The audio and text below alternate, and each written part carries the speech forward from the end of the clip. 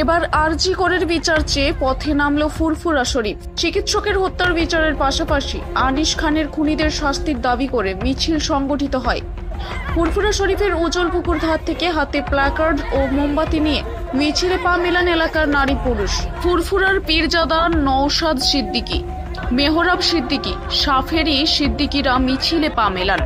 আওয়াজ উঠে আরজি করের বিচার চাই, আনিস খান হত্যার বিচার চাই, প্রসেন মণ্ডলের হত্যার বিচার চাই। আমার মনে হয় এই মুহূর্তে বড় মূল্যবান কথা বলেছেন আমার সেই বোনের মা এবং বাবা উভয়ই, যে এখানে কোনো কালারে না গিয়ে, কোনো দলের ব্যানারে না গিয়ে, কোনো ব্র্যান্ডিংয়ের মধ্যে না গিয়ে, পতাকার নিচে না গিয়ে সাদামাটা যেভাবে নৈতিক কর্তব্য হিসেবে প্রত্যেকে ঝাঁপিয়ে পড়েছে, আন্দোলনটা এইভাবেই সফল হোক এবং অ্যাজ কুইক অ্যাজ পসিবল দোষীরা শাস্তি পাক। শুভেন্দু অধিকারী বলছেন সংখ্যালঘু ভাই বোনেরা এখনো চুপ, এটা থেকে ওরা স্তম্ভিত, কি বলবেন? ওনাকে আমি কি বলবো, চশমা পরে দেখতে হবে। ভারতের জনসংখ্যা অনুযায়ী যদি বা পশ্চিমবঙ্গের জনসংখ্যা অনুযায়ী যে হারে সংখ্যালঘু বা এটা দেখুন রাস্তায় নেমেছে, তার পরিসংখ্যান হিসাব করলে বোধহয় অনেকটাই নেমেছে। আর তাছাড়া এই রাজনৈতিক রুটি শাখা কথা, সংখ্যালঘু সংখ্যাগুরু একটা বিশেষ সম্প্রদায়ের মানুষ অমুক তমুক, এদের মুখে আমরা শুনতে চাই না এবং এইসব কথার উত্তর দিতে চাই না। কারণ আমরা ভুলে যাইনি অন্যায় কাণ্ড, আমরা ভুলে যাইনি হাতরাস, আমরা ভুলে যাইনি আপনার কি বলে আসিফা। সংখ্যালঘুরা রাস্তায় নামেনি, একটা পবিত্র স্থানকে অপবিত্র করলো, তাকে ড্রাগ দিয়ে দিনের পর দিন আপনার তার উপর 8 বছরের বাচ্চাটার উপর অত্যাচার চালালো। আপনি চিন্তা করে দেখুন, হাতরাস, তার মেরুদণ্ড ভেঙে জিভ কেটে নেওয়া হলো। সংখ্যালঘু কেন আপনি বলছেন? এই সংখ্যাগুরু যারা বলে, এটা তাদের রুচি এবং তাদের মানসিকতার পরিচয় দিচ্ছে। মানবিক আন্দোলনে আমরা নেমেছি, আমরা সুফিবাদে বিশ্বাস করি, আমরা মানুষের জন্য রাস্তায় নামি, সবসময় নেমেছি, আজ নামবো। এই সংখ্যাগুরু এইসব তাস খেলা বাদ দিন, এগুলো রাজনৈতিক তুরুপের তাস। এটা বললাম না রাজনৈতিক রুটি শাখা হচ্ছে, ঠিক তেমনই এই সমস্ত কথাবার্তার কোনো মানে হয় না। আজকে মিছিলে কি দেখলেন? সংখ্যাগুরু কিছু বুঝলেন? আমার পাড়ার মানুষ নেমেছে, আমার এলাকার মানুষ নেমেছে, আমার পার্শ্ববর্তী আশপাশের ছেলে মেয়েরা নেমেছে। এখানে কোন দল, হিন্দু মুসলিম সংখ্যাগুরু আপনার ভাষা কোনো কিছু বুঝতে পারলেন? না, চলছে তো অলরেডি টিল প্রথম দিন থেকে অ্যাজ পার ইনস্ট্রাকশন আমরা যেভাবে বলেছিলাম রাস্তায় তারা আছে। কিন্তু একটা ইনস্ট্রাকশন ছিল যে কোনো ব্র্যান্ডে না গিয়ে, আমাদের অনেক সংগঠন, আমিও একটা সংগঠন থেকে বিলং করি, যে কোনো ব্র্যান্ডে পতাকার নিচে না গিয়ে আজও তারা কলকাতার রাজপথে আছে। আপনারা যেভাবে আন্দোলনকারীদের সাথে নিঃস্বার্থ নিরপেক্ষ আন্দোলন করুন, দ্যাটস ইট।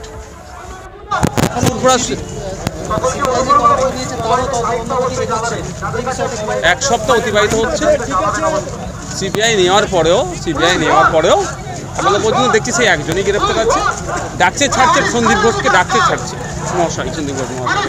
দেখুন আমাদেরকে ভাবাচ্ছে। আমরা চাই দ্রুত বিচার হোক, তিলোত্তমার পরিবার বিচার পাক, বাংলার মেয়েরা বিচার পাক, বাংলা দেখুক।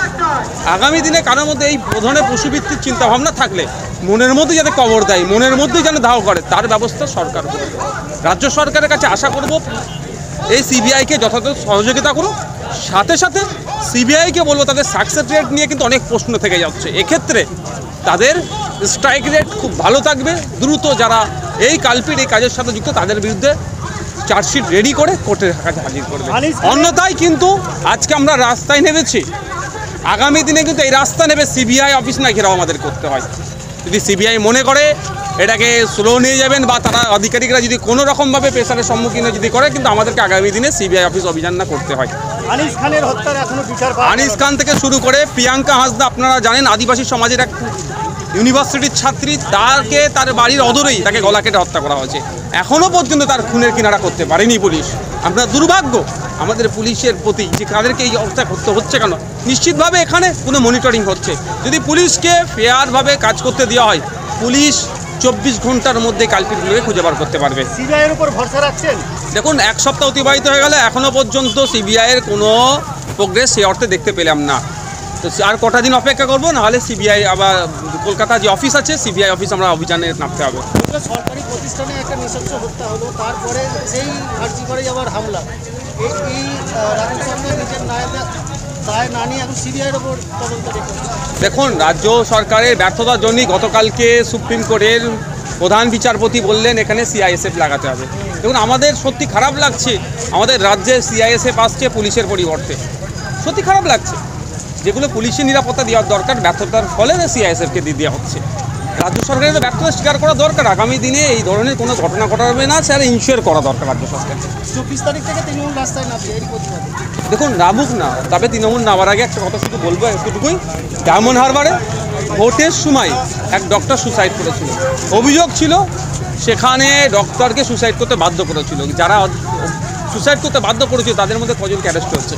ওখানকার একজন আইবি লেডি অফিসার ছিলেন, সেও নাকি ইনভলভ, কিন্তু দুঃখের বিষয় আজও সব আড়াল করা হবে।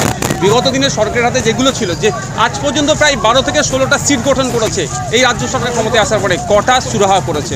আনিস থেকে শুরু করে বিদ্যুৎ মন্ডল থেকে শুরু করে আবু সিদ্দিক হালদার থেকে শুরু করে বিভিন্ন ক্ষেত্রে দেখেছি পুলিশ ব্যর্থ হয়েছে। শুভেন্দু অধিকারী আজকে বলেছেন যে সংখ্যালঘু সম্প্রদায়ের মানুষ এখনো চুপ আছে।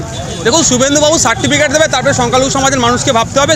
শুভেন্দুবাবুকে বলুন সংখ্যালঘু সংখ্যাগুরু এই ভাগাভাগিটা বন্ধ করতে বলুন। উনি তো সংখ্যালঘু মোর্চা চাইছিলেন না, আবার উনি আবার সংখ্যালঘুদের প্রতি এত ভাবনা বা চিন্তা ভাবনা করতে হচ্ছে কি? সংখ্যালঘুদেরকে ডাইরেকশন দিতে হবে না, সংখ্যালঘুরা কি সংখ্যাগুরুরা বাংলার সুবুদ্ধি সম্পন্ন মানুষ আজকে রাস্তায় নেমেছে। সিট গঠনটাকে কিভাবে দেখছেন? দেখে ধামাচাপা দেওয়া ছাড়া আর কিছুই না। ঋতুপর্ণা কোলের রিপোর্ট, বেঙ্গল আনলিমিটেড। রয়েছে আরও খবর, আর এই খবরের আপডেট পেতে আপনারা সাবস্ক্রাইব করুন এই চ্যানেলটি।